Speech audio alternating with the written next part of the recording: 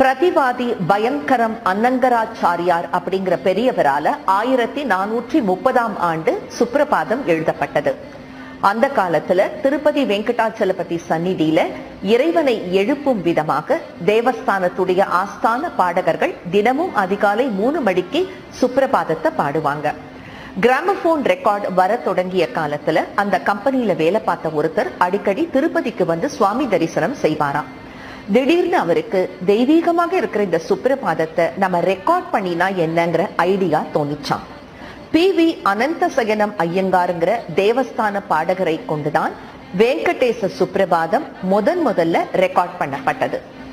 ஆனா அந்த recording HMV கம்பெனிக்கு ஏனோ நிறைவாகப்படல. அதனால MS அம்மாவை வைத்து மறுபடியும் சுப்ரபாதத்தை ரெக்கார்ட் பண்ணலான்னு முடிவு பண்றாங்க. முதல்ல பாடின அனந்தசயனம் ஐயங்காரே MS அம்மாவுக்கு சமஸ்கிருத